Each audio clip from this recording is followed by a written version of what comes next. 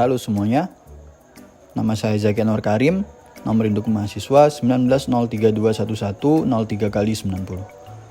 Pada video kali ini, saya akan menjelaskan tentang fungsi produksi Frontier.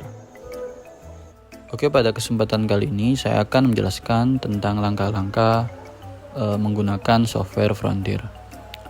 Dalam menggunakan software Frontier terdapat beberapa persyaratan, salah satunya adalah kita harus memiliki data di mana akan digunakan untuk mengetahui efisiensi teknisnya. Untuk menggunakan software Frontier, kita harus memenuhi beberapa kaidah yang harus atau yang ditetapkan oleh software Frontier. Di antaranya, kita tidak boleh menggunakan atau tidak boleh menulis nama responden di kolom data. Jika data kita terdapat nama responden, maka kita harus mengganti dengan nomor urut responden, seperti pada sheet 2. Selanjutnya, untuk memasukkan data ke dalam software Frontier, terlebih dahulu kita harus merubah datanya dalam bentuk log atau len. Yang diubah dalam hal ini adalah data input dan data jumlah produksi. Untuk nomor urut responden dan jenis data tidak perlu diubah ke dalam bentuk log.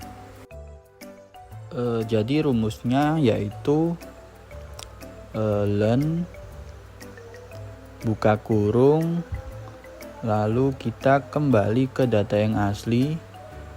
Selanjutnya tutup kurung. Selanjutnya kita drag untuk keseluruhan data.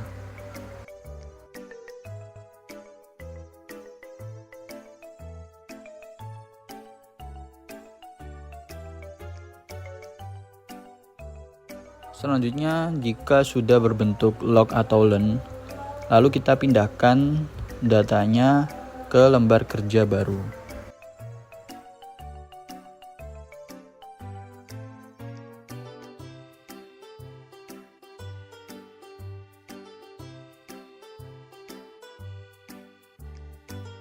Kemudian data ditulis 6 digit di belakang koma.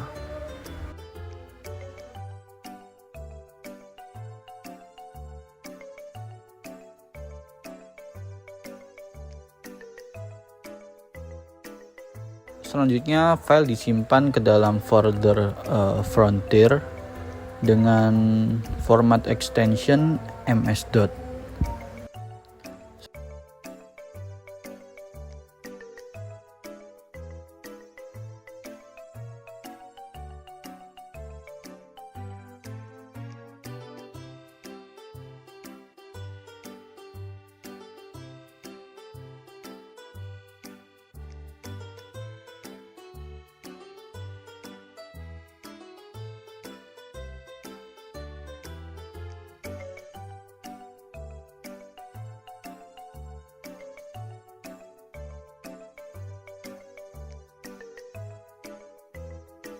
Selanjutnya kita membuka folder Frontier, lalu kita cari file yang udah kita simpan tadi, terus kita ubah extensionnya menjadi DTA.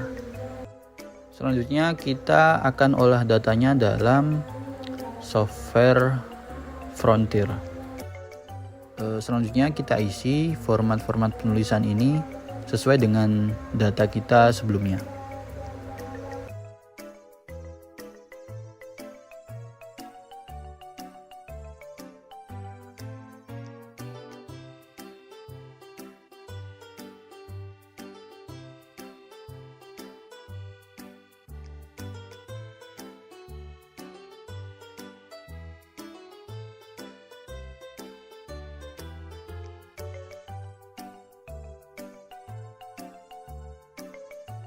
Oke, selanjutnya adalah interpretasi. Untuk yang pertama, uji kode LR-test. Dapat disimpulkan bahwa LR-test tidak muncul sehingga tidak diketahui apakah terdapat kasus inefisiensi teknis ataupun tidak. Untuk yang kedua, uji nilai gamma. Berdasarkan hasil output dapat diketahui bahwa nilai T hitung lebih kecil daripada nilai T tabel. Jadi koefisien gamma 0,008698%, di mana error term disebabkan karena inefisiensi teknis. Sedangkan 99,991% error term disebabkan karena adanya risiko. Selanjutnya adalah uji pengaruh dari masing-masing variabel.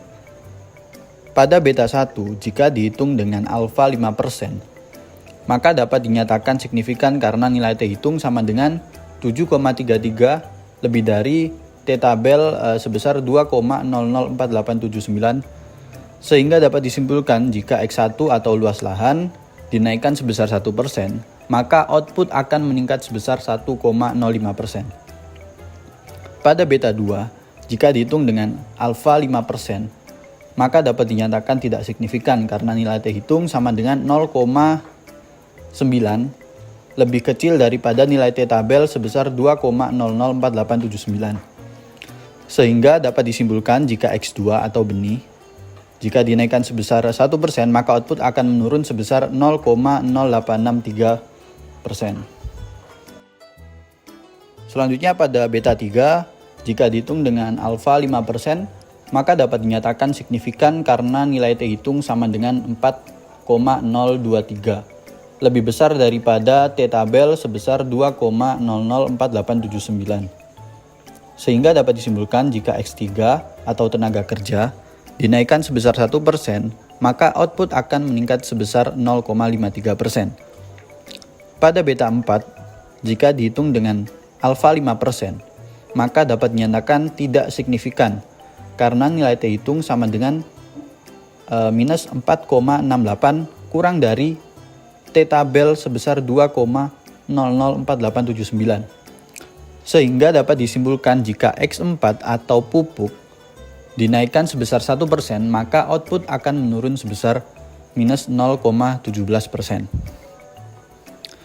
Selanjutnya pada beta 5, jika dihitung dengan alfa 5%, maka dapat dinyatakan tidak signifikan karena nilai T hitung sama dengan 0,25 kurang dari nilai T tabel sebesar 2,004879. Sehingga dapat disimpulkan jika X5 atau pupuk kandang dinaikkan sebesar 1%, maka output akan menurun sebesar 0,016%. Dan yang terakhir pada beta 6, jika dihitung dengan alfa 5%, maka dapat dinyatakan tidak signifikan karena nilai T hitung sama dengan minus 6,03 kurang dari T tabel sebesar 2,004879. Sehingga dapat disimpulkan jika X6 atau variabel pestisida dinaikkan sebesar 1%, maka output akan menurun sebesar minus 0,522%. Dan yang terakhir adalah uji efisiensi. Tingkat efisiensi teknis. Jika efisiensi teknis lebih dari 0,8, maka petani dapat dinyatakan efisien secara teknis. Jika dilihat secara keseluruhan atau melalui mean efisiensi sebesar 0,99471983, maka kegiatan produksi yang dilakukan oleh petani di lokasi tersebut masuk ke dalam kategori efisien. Sekian yang dapat saya sampaikan, kurang lebihnya saya mohon maaf. Terima kasih atas perhatiannya. Wassalamualaikum warahmatullahi wabarakatuh.